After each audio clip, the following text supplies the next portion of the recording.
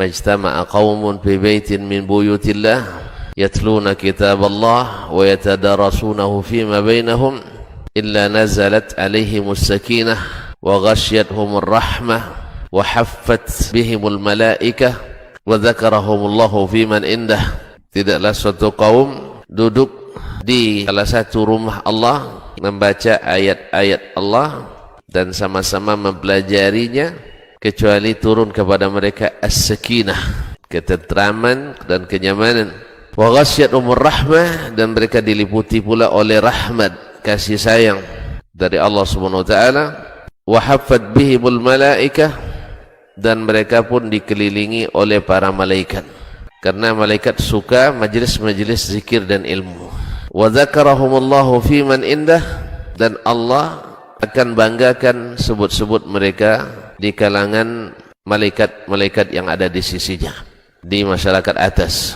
Mudah-mudahan kita termasuk yang sering disebut-sebut di sisi Allah di kalangan para malaikat, dan di akhir majelis ini mudah-mudahan kita pula mendapatkan seperti yang tersebut dalam hadis qudsi, qumu maghfuran lakum, silahkan berangkat meninggalkan majelis ini dalam keadaan diampuni dosa-dosa kalian.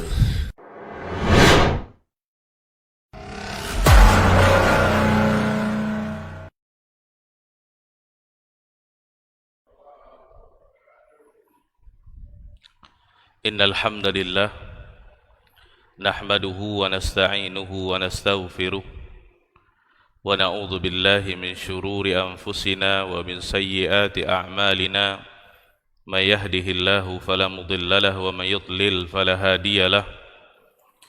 Asyhadu an la ilaha illallah wahdahu la syarika lah wa asyhadu anna Muhammadan 'abduhu wa rasuluh.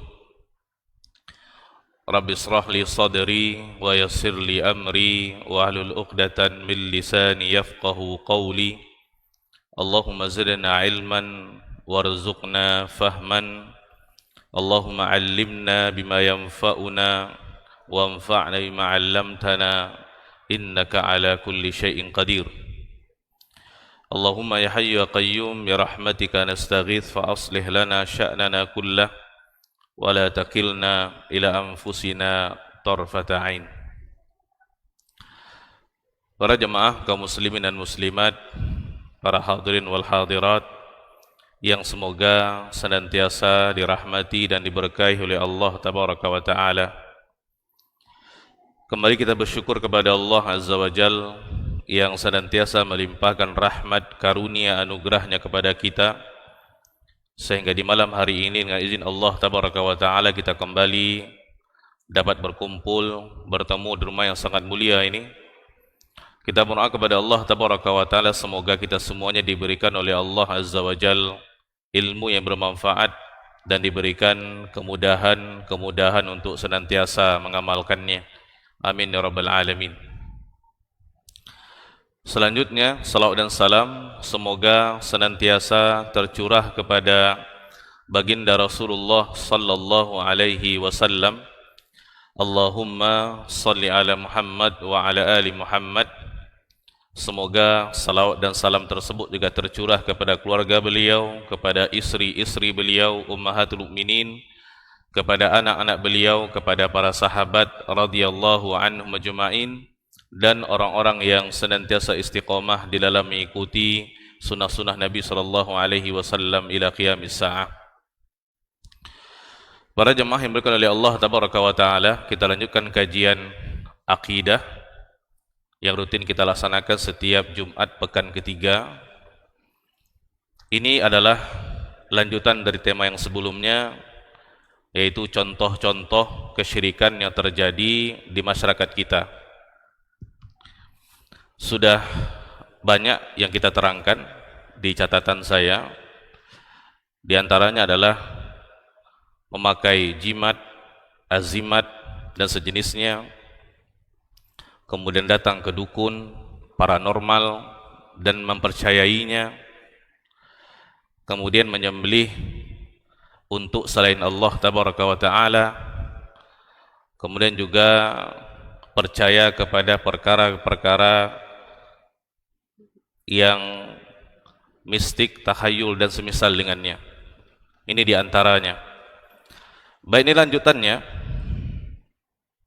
yaitu contoh-contoh perbuatan syirik yang sering terjadi di masyarakat kita, dan mungkin saja tanpa kita sadari kita juga terjerumus ke dalam perbuatan-perbuatan seperti itu. Pernah kita sampaikan para jamaah, tujuan kita mempelajari contoh-contoh perbuatan syirik ini adalah bukan untuk kita melakukannya, tetapi tujuan kita adalah agar kita tahu bahwasanya ini adalah perbuatan syirik, sehingga kita bisa menjauhinya dan meninggalkan perbuatan-perbuatan seperti itu. Contoh yang berikutnya adalah ini disebutkan oleh Syekh Abdul Wahhab Muhammad bin Abdul Wahhab At-Tamimi rahimahullahu taala di dalam kitab Tauhid alladhi huwa haqqullahi 'alal 'abid. Di situ beliau mengatakan rahimahullah, minasyirki iradatul insani bi'amalihi ad-dunya. Minasyirki iradatul insani bi'amalihi ad-dunya. Termasuk perbuatan syirik adalah ketika seorang manusia beribadah dengan tujuan dunia. Minasyirki, termasuk di antara perbuatan syirik adalah iradatul insan bi'amalihi ad-dunya. Ketika seorang manusia, hamba manusia beribadah, beramal soleh, tetapi niatnya adalah untuk meraih dunia. Para jamaah oleh Allah tabaraka wa taala, sering kita dengar di masyarakat kita, ada seseorang tuh dia rajin sholat tahajud contohnya. Kemudian ketika kita tanya kepada dia, kenapa Pak Bu rajin sholat tahajud? Oh, supaya wajah saya berseri-seri Ustaz, atau supaya badan saya sehat. Di sana juga ada orang yang rajin berpuasa Senin dan Kamis, Ayyamul Bid mungkin, yaitu hari-hari di pertengahan bulan 13, 14, 15. Mungkin juga ayam ataupun puasa Nabiullah Daud, berpuasa Nabi Daud, sehari puasa sekali ndak, sekali puasa sekali ndak gitu. Kalau kita tanya tujuannya apa? Supaya saya bisa menjaga kondisi tubuh saya Ustaz, supaya tidak terlalu gemuk dan seterusnya gitu. Ada juga orang yang rajin sholat duha di pagi hari menjelang siang, 2 rakaat, 4 rakaat, 6 rakaat, sampai 12 rakaat dia rutinkan. Kalau kita tanya kenapa Pak? Karena saya ingin rezeki saya ditambah oleh Allah tabaraka wa taala. Ini diantara contoh-contohnya para jemaah. Juga ada di sana orang-orang yang menuntut ilmu agama. Ini nasihat kepada diri saya pribadi. Dia mulai daripada pondok pesantren, kemudian dia kuliah jurusan agama. Kalau kita tanya kenapa Bang ngambil jurusan agama? Oh, saya mau jadi pejabat di KUA Ustaz, atau saya mau menjadi menteri Ustaz, supaya saya dapat gaji sekian dan sekian gitu. Ini diantara bentuk-bentuknya para jamaah. Dan ini kalau kita perhatikan sering terjadi di masyarakat kita. Inilah yang dimaksud oleh beliau rahimahullahu ta'ala di materi yang beliau sampaikan tadi. Termasuk diantara perbuatan syirik adalah ketika seorang manusia beribadah kepada Allah tabaraka wa ta'ala dengan niat meraih dunia. Para jamaah oleh Allah tabaraka wa ta'ala, perlu diketahui salah satu daripada keutamaan dan mengapa kita berada di permukaan bumi ini adalah untuk beribadah kepada Allah. Untuk beribadah kepada Allah. Dan kita mesti tahu nih tujuan hidup kita, supaya kita senantiasa di atas jalan yang benar, di atas tujuan yang benar. Karena kalau kita tidak mengetahui tujuan hidup kita para jamaah, maka dunia dengan segala perhiasannya, godaannya, hartanya, wanitanya, tahtanya, itu akan menggoda kita, sehingga kita akan keluar daripada jalur kita. Ingat para jamaah, kita hidup di permukaan bumi ini bukan sia-sia. Allah ciptakan kita manusia sebagai khalifah di permukaan bumi ini adalah untuk semata-mata beribadah kepada Allah. Maksudnya apa? Mengesahkan penghambaan diri kita hanya kepada Allah. Ketika kita beribadah, apapun untuk ibadahnya. Syekhul Islam Taimiyah rahimahullah mengatakan ibadah itu adalah setiap perkataan dan perbuatan yang tampak dan tidak tampak yang diridhai oleh Allah tabaraka wa taala. Itu ibadah. Nah, apapun ibadah yang kita lakukan, salat, puasa, zakat, haji, baca Quran, apapun itu hanya untuk Allah tabaraka wa taala. Yang kita tuju adalah Allah. Kita hanya persembahkan ibadah itu hanya kepada Allah tabaraka wa taala, bukan kepada yang lain. Kenapa? Karena obsesi tertinggi seorang mukmin dan mukminah adalah bagaimana dia bisa mendapatkan tempat di surga, para jemaah. Itu cita-cita tertinggi kita semuanya. Itu sebabnya kenapa kita berada di masjid ini sekarang. Itu sebabnya kenapa kita mengaji, mempelajari Islam, agar kita mengetahui keutamaan-keutamaan di dalam Islam, agar kita bisa beribadah kepada Allah tabaraka wa taala. Kita berharap dengan ibadah yang kita lakukan, kita bisa mendapatkan tempat di surganya Allah tabaraka wa taala. Oleh karenanya salah dan termasuk perbuatan syirik ketika seseorang dia salat, rajin salat, berjamaahkah, salat fardu, salat sunat, berpuasa, wajib dan sunat, bersedekah, apapun ibadahnya, tetapi yang dia niatkan adalah untuk meraih dunia. Ini menunjukkan kurangnya tauhidnya kepada Allah tabaraka wa taala, dan rendahnya keimanannya, rendahnya kualitas keimanannya. Secara logika para jemaah, dunia itu hina bagi seorang mukmin. Tidak ada apa-apanya dunia. Kenapa? Karena kampung kita bukan di sini para jemaah. Ini tempat singgah kita. Oleh karena ulama banyak menggambarkan kepada kita dan juga Nabi SAW bagaimana dunia dengan seorang mukmin. Seperti seseorang musafir singgah di sebuah pohon yang teduh, kemudian dia berteduh senyap di situ, kemudian dia pergi sebentar para jemaah. Itulah dunia. Ya.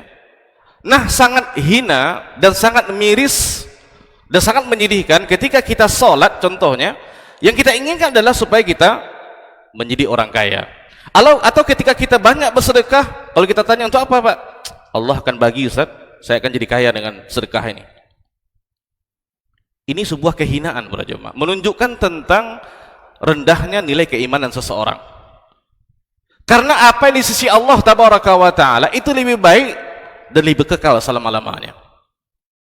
Oleh karena Allah mengatakan walal akhiratu khairul laka minal ula. Akhirat itu lebih baik daripada kamu dari yang pertama. Al ula itu adalah dunia. Sia-sia para jemaah kita capek datang ke masjid, salat berjamaah 5 waktu, kemudian kita berzikir, membaca Al-Qur'an, kita berpuasa, kalau kita hanya meniatkan dunia yang tidak ada apa-apanya di sisi Allah tabaraka wa taala dan di mata seorang mukmin dan mukminah. Saking hinanya dunia para jemaah, dikatakan oleh Nabi SAW, kalaulah seandainya dunia itu kalaulah seandainya dunia itu lebih berharga dibandingkan satu sayap nyamuk, maka Allah tidak akan beri orang kafir minum seteguk pun para jemaah. Sekarang orang kafir minum enggak Pak? Minum. Bukan hanya seteguk Pak, berkali-kali. Bukan sekedar minum.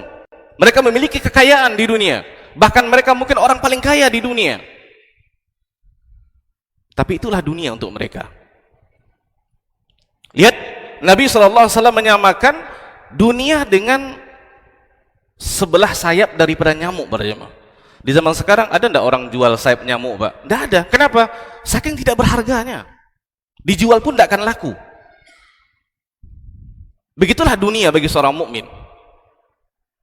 Makanya kembali kepada awal tadi, kita mesti tahu tujuan hidup kita Bapak dan Ibu adalah untuk beribadah kepada Allah tabaraka wa taala. Dan ingat ketika ibadah tadi kita selewengkan kepada selain Allah, kita niatkan kepada selain Allah, itulah perbuatan syirik. Ketika seseorang beribadah salat, ketika seseorang beribadah puasa, apa saja, tapi kalau dia niatkan untuk mendapatkan kekayaan, seseorang menuntut ilmu agama supaya dia menjadi seorang menteri, mendapatkan jabatan, mendapatkan kekayaan, maka ini adalah perbuatan syirik, Bapak dan Ibu. Baik, para jemaah oleh Allah tabaraka wa taala, beliau membawakan ayat di dalam surah Hud ayat 15 dan 16. Ini ayat, Bapak dan Ibu, turun kepada orang-orang kafir. Dan orang mukmin kalau seandainya seperti ini keadaannya, maka mereka sama seperti orang kafir. Sama bukan berarti mengeluarkan mereka daripada Islam, bukan, Bapak dan Ibu, tapi perbuatan mereka sama dengan orang kafir. Artinya apa? Itu perbuatan yang tercela. Allah mengatakan, "Man kana yuridul hayatad dunya wa zinataha nuwaffi ilaihim a'malahum fiha wa hum fiha la yubkhasun." Barang siapa yang menghendaki kehidupan dunia, mangkana yuridul hayatad dunya wa zinataha, dan segala perhiasannya, nuwaffi ilaihim a'malahum, niscaya kami berikan kepada mereka balasan pekerjaan mereka di dunia. Kami berikan apa yang mereka inginkan. Seseorang kalau dia banyak bersedekah, tujuannya kaya, Allah berikan kekayaan. Seseorang ketika dia melaksanakan puasa dengan tujuan sehat badannya, Allah berikan kesehatan kepadanya. Wahum fiha la yubkhasun, dan mereka tidak akan dikurangkan di situ, para jemaah. Allah berikan apa yang mereka inginkan. Kalau dia beribadah tujuannya adalah dunia. Kemudian Allah mengatakan, ulaikal ladzina laisa lahum fil akhirati ilan nar. Itulah orang-orang, siapa mereka? Orang-orang yang beribadah, meniatkan ibadahnya untuk dunia tadi. Itulah orang-orang yang tidak memiliki sedikit pun apapun di akhirat. Artinya apa, para jemaah? Seseorang ketika dia salat tujuan dunia, dia tidak akan mendapatkan pahala. Seseorang yang berpuasa tujuan supaya sehat badannya, Allah tidak akan berikan dia pahala. Artinya apa? Tidak ada bagian dia di akhirat, pahalanya tidak ada. Amalannya banyak, pahalanya tidak ada. Illan nar, yang akan mereka dapatkan adalah neraka. Allah mengatakan, kenapa Allah mengatakan orang beribadah tujuan dunia dibalas dengan neraka? Karena ketika dia beribadah, Pak, salat, puasa, yang dia tuju bukan Allah. Jadi kalau dia tuju bukan Allah tabaraka wa taala, mengapa Allah berikan surga kepadanya? Tidak layak Allah berikan surga kepadanya. Kenapa? Yang dia tuju bukan Allah. Yang dia mau bukan Allah tabaraka wa taala, tapi dunia. Kalau dia sering sedekah, kalau dia sering bersedekah untuk menjadi kaya, Allah berikan kekayaan. Kalau dia menuntut ilmu agama untuk menjadi seorang terkenal, dia bisa menjabat, pejabat dan segalanya, Allah berikan itu. Kalau seseorang berpuasa supaya badannya sehat, Allah berikan itu kepada dia. Itu saja, para jemaah. Di akhirat tidak ada. Wa habita ma sana'u, maka gugurlah, lenyaplah amalan-amalan mereka. Di sini ulama mengatakan, inilah yang dikatakan kesyirikan, para jemaah. Kenapa seseorang berbuat syirik ketika dia beramal sia-sia? Allah tidak akan terima amalannya. Betapapun banyaknya amalan tadi. Wa batilu ma kanu ya'malun, dan batallah apa yang telah mereka, dan sia-sialah apa yang telah mereka kerjakan. Lihat betapa dahsyatnya isi ayat ini, para jemaah. Ya, kita lihat tafsir Ibnu Katsir rahimahullahu taala terkait ayat ini. Beliau mengatakan, ini satu pendapat daripada seorang sahabat namanya Abdullah bin Abbas terkait ayat ini. Ya. Inna ahlar riya yu'tauna bihasanati fid dunya. Sesungguhnya orang-orang yang melakukan riya, dia beribadah karena ingin dipuji, para ibu, itu bahagian daripada dunia. Kan supaya terkenal, supaya dikatakan dia orang soleh, supaya dikatakan dia ustadz terkenal, seorang muslimah yang terkenal, rajin ke masjid. Kalau itu yang dia niatkan, itu kan riya, itu kan dunia, Pak. Ketenaran. Beliau mengatakan, yu'tauna bihasanati fid dunya. Allah akan berikan kepada mereka kebaikan-kebaikan yang mereka kehendaki di dunia. Kalau mereka ingin itu, Allah berikan, mereka akan jadi terkenal. Mereka akan dipuji oleh orang-orang di sekitarnya. Oh, Masya Allah, fulan, saleh jiddan. Oh, Masya Allah, nih belajar agama, jadi orang terkenal dia. Ya. Wadzalika annahum la yudhlamuna naqir. Dan mereka tidak akan dizalimi sedikit pun, Bapak Ibu. Yaqul, kemudian beliau mengatakan, man amila salihan, barang siapa yang beribadah, beramal saleh, iltimasad dunya, mengharapkan dunia, rajin sedekah, mau jadi orang kaya, rajin sholat duha supaya lancar rezeki, atau kalau dia seorang mahasiswa masih belajar, rajin sholat duha supaya mudah ujiannya nanti, dimudahkan Allah. Kalau tidak ujian dia tidak sholat duha dia. Rajin puasa sunat supaya badannya sehat. Ya. Nah, beliau mengatakan seseorang yang beribadah, beramal saleh, iltimasad dunia, mengharapkan dunia, yaqulullah, orang-orang seperti itu Allah katakan kepada mereka, wa fihi alladzi iltamasa fid dunya minal mathabah. Aku akan berikan balasan yang mereka kehendaki di dunia. Aku akan berikan itu kepada mereka. Wa habita amaluh, maka gugurlah amalan-amalannya. Itu orang-orang yang sauman au salatan au tahajjudan bil laili la ya'maluhu ilal itimasad dunya. Itu orang-orang yang puasa, orang-orang yang salat, orang-orang yang salat tahajud di malam hari hanya untuk menginginkan dunia saja. Nah, orang-orang seperti ini sia-sia amalannya dan dia di akhirat termasuk di antara orang-orang yang rugi, Bapak Ibu. Sudah kita terangkan hakikat perbuatan syirik kepada Ibu. Allah tidak mau diduakan di dalam ibadah. Allah ingin kita esakannya. Allah ingin kita menunggalkannya ketika beribadah kepada Allah Tabaraka wa Ta'ala. Nah, sekarang kalau seseorang beribadah niat dunia, sangat hina, Bapak Ibu. Seolah-olah dia beribadah bukan ingin surga Allah. Kita kan beribadah ini, Bapak Ibu, ingin masuk surga kita, supaya kita punya tiket masuk surga, Pak. Dikatakan surga itu bertingkat-tingkat dan sangat luas. Kita berharap dapat sedikit tempat di surga, Bapak Ibu. Dengan apa? Dengan amalan yang kita lakukan. Amalan yang bagaimana? Amalan soleh. Soleh itu maksudnya adalah ikhlas, hanya mengharapkan pahala daripada Allah Tabaraka wa Ta'ala, mengikhlaskan niat kita kepada Allah, dan ibadah tadi sesuai dengan tuntunan Nabi SAW. Itu amalan soleh, Bapak Ibu. Sekarang kalau kita beribadah, Pak, apapun ibadah tadi, kemudian kita inginkan dunia, kita tidak paham betapa hinanya dunia di mata seorang mukmin, Bapak Ibu. Seolah-olah kita memilih neraka, kita tidak mau surga. Walaupun kita tidak mengatakan seperti itu, tetapi dalam perbuatan kita hal seperti itu. Nah, ini sesuatu yang sangat luar biasa, Bapak Ibu. Dan ini banyak terjadi di masyarakat kita. Hal-hal yang seperti ini.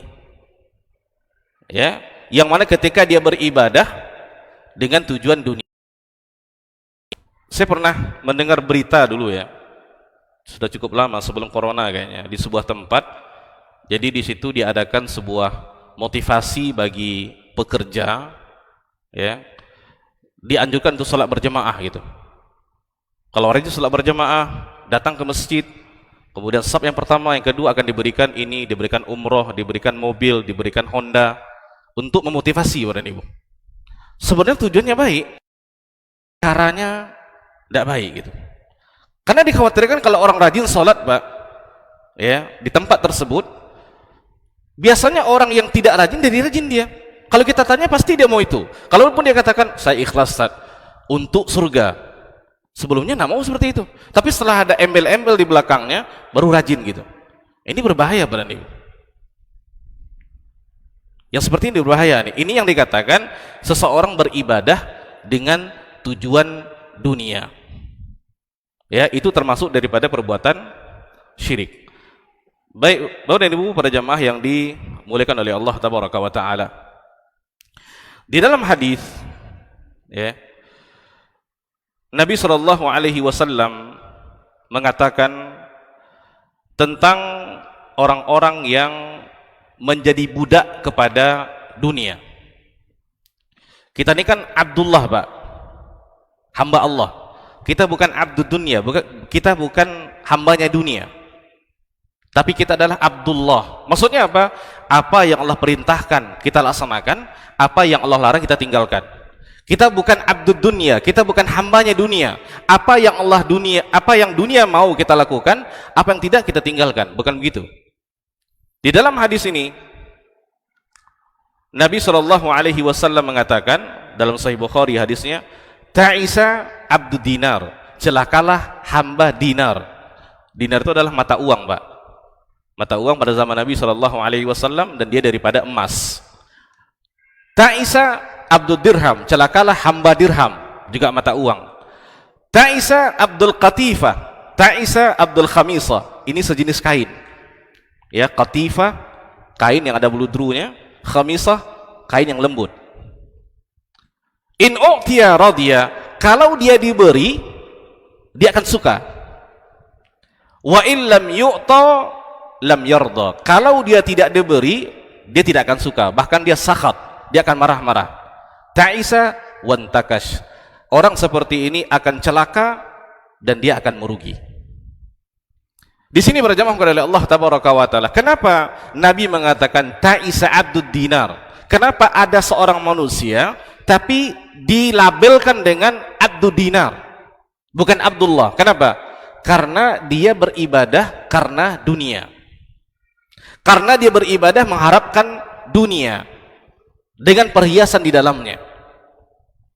Kenapa Nabi SAW mengatakan ta'isa abdud dirham, celakalah abdud dirham? Dirham itu uang, hamba kepada dirham, karena dia beribadah karena dirham tadi.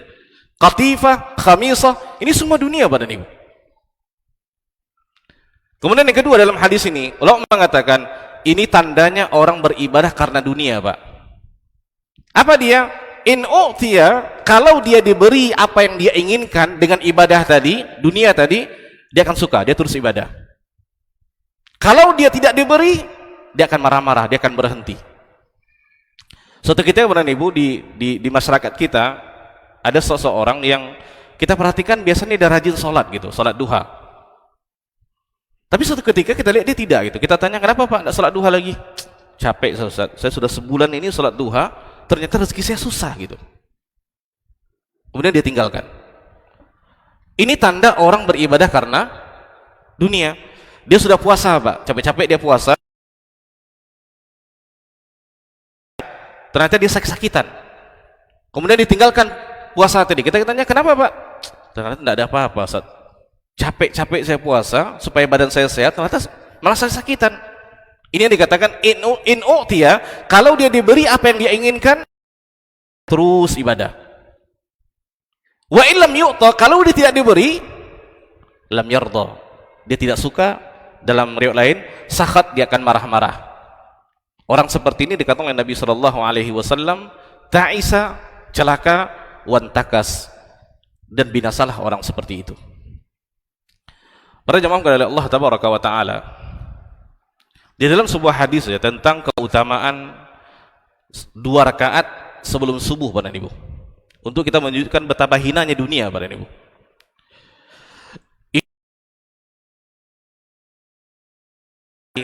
Qabla subuh ini adalah salat sunat yang paling afdol, dikatakan oleh sebagian ulama. Dan Nabi SAW tidak pernah meninggalkannya, Pak. Ada 2 salat yang tidak pernah salat sunat yang tidak pernah ditinggalkan oleh Nabi SAW. Apakah ketika beliau mukim atau safar, apakah ketika aman atau berperang. Rakaat sebelum subuh, yang kedua adalah salat witir, walaupun 1 rakaat. Untuk salat 2 rakaat, kepada Ibu, 2 rakaat sebelum subuh, dikatakan oleh Nabi SAW, rakaatai al-fajri, 2 rakaat sebelum subuh, khairun minad dunya wa ma fiha. Seorang mukmin yang salat sunat, Pak, 2 rakaat sebelum subuh, itu lebih baik daripada dunia dan seisinya. Berarti kalau kita salat subuh, Pak, salat sunat subuh 2 rakaat, setelah azan kita salat di rumah lebih afdal, di masjid tidak ada masalah, berarti kita telah mendapatkan sesuatu yang lebih baik daripada dunia dan seisinya. Dan ini salat sunat apa salat wajib, Pak? Salat sunat. Apalagi salat wajib, Bapak Ibu.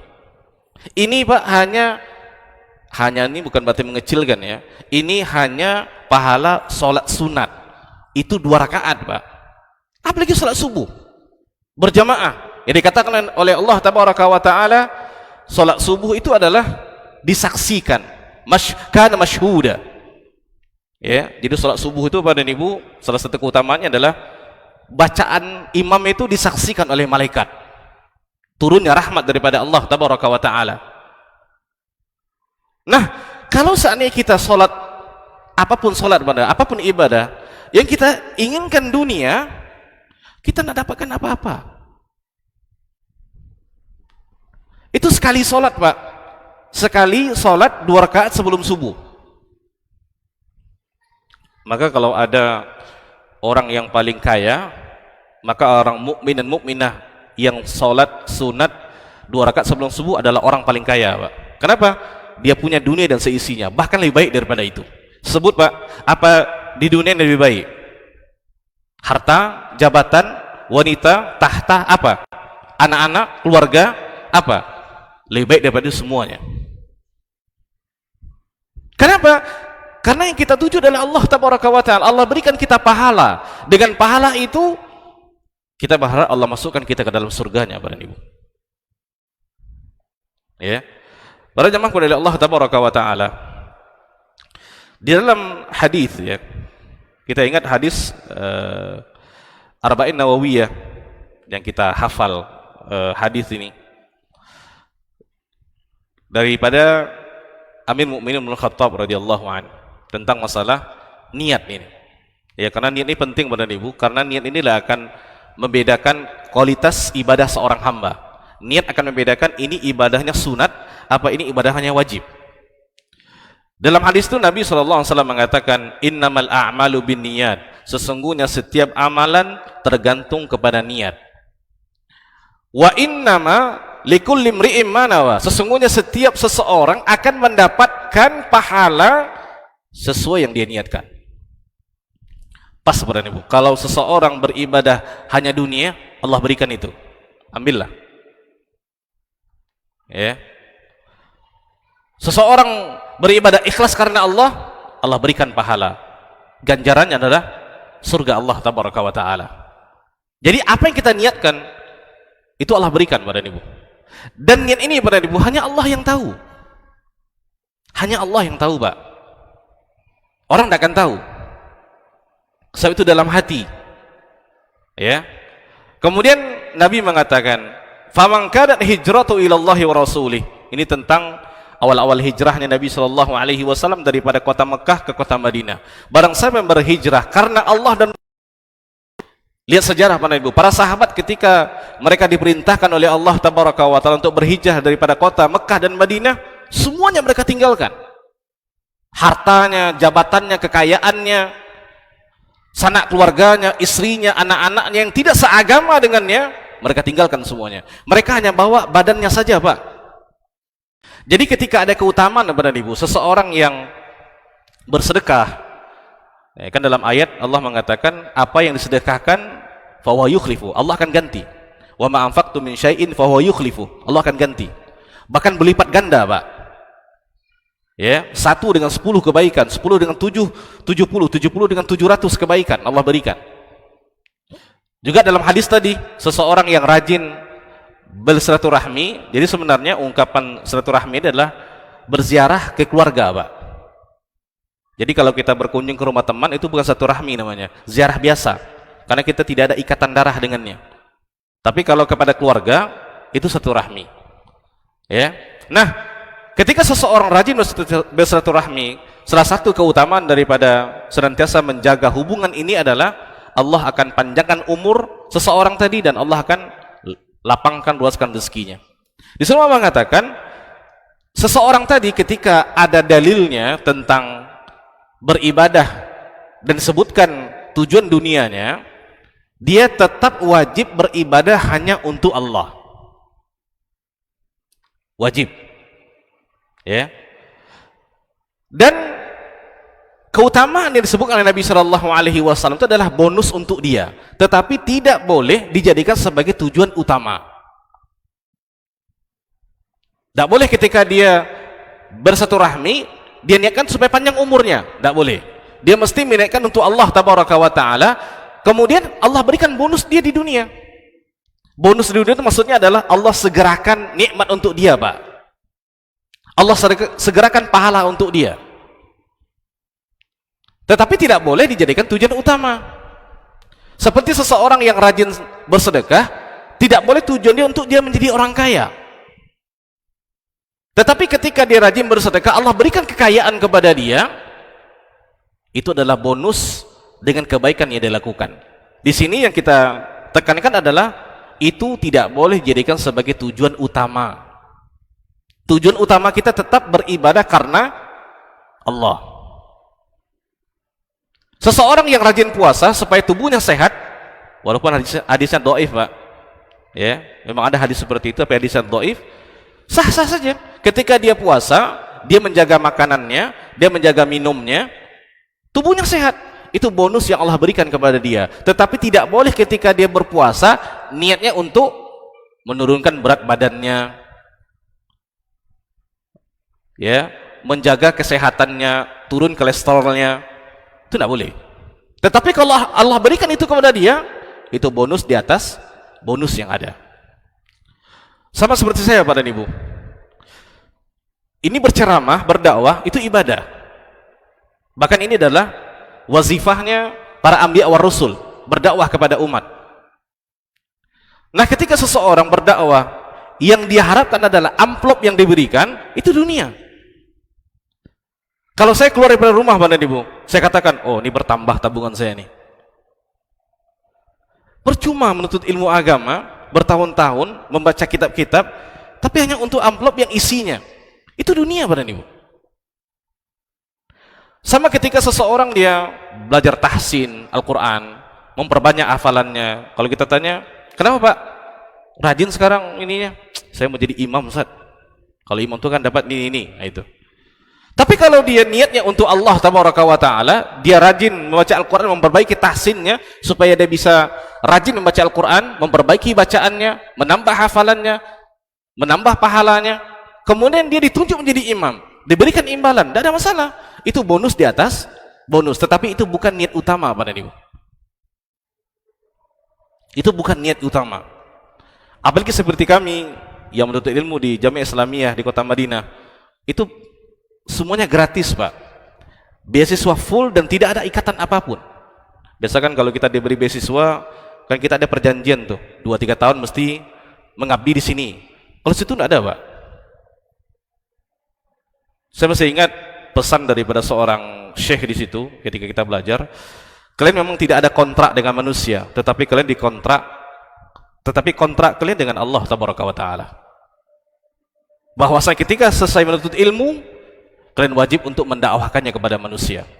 Itulah tujuan kita untuk menuntut ilmu, Bapak dan Ibu. Yang pertama adalah supaya kita bisa beribadah. Jadi manfaat ilmu itu adalah untuk kita dulu. Kita tahu ini bukan sebatas pengetahuan, tapi kita ingin melakukannya. Setelahnya baru kita mendakwahi orang-orang sekitar kita.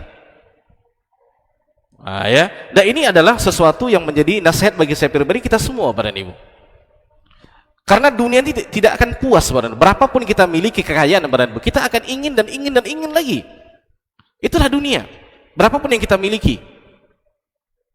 Oleh karenanya, qanaah itu penting. Itu sudah ada dalam hati seseorang.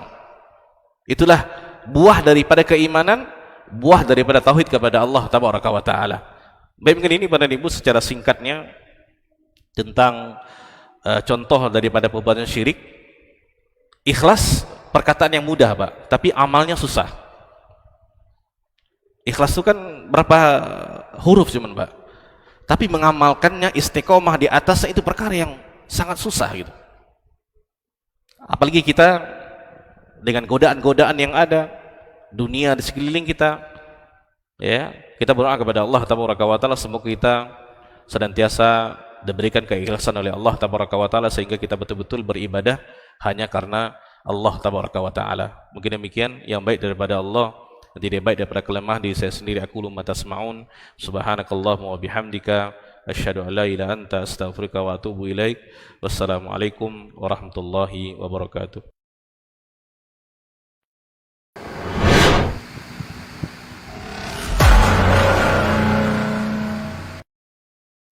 Majtama'a qaumun fi baitin min buyutillah yatluna kitaballah wa yatadarasunahu fima bainahum illa nazalat alaihimus sakinah wa ghasyiyatuhumur rahmah wa haffat bihimul malaikah wa dzakarahumullahu fiman indah.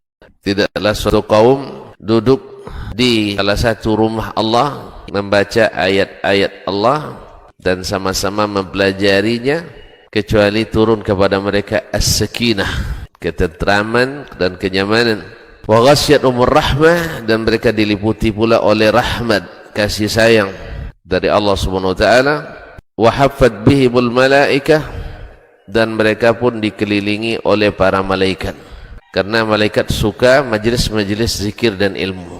Wa dzakarahumullahu fiman indah, dan Allah akan banggakan sebut-sebut mereka di kalangan malaikat-malaikat yang ada di sisinya, di masyarakat atas. Mudah-mudahan kita termasuk yang sering disebut-sebut di sisi Allah, di kalangan para malaikat. Dan di akhir majelis ini mudah-mudahan kita pula mendapatkan seperti yang tersebut dalam hadis qudsi, qumu maghfuran lakum, silahkan berangkat meninggalkan majelis ini dalam keadaan diampuni dosa-dosa kalian.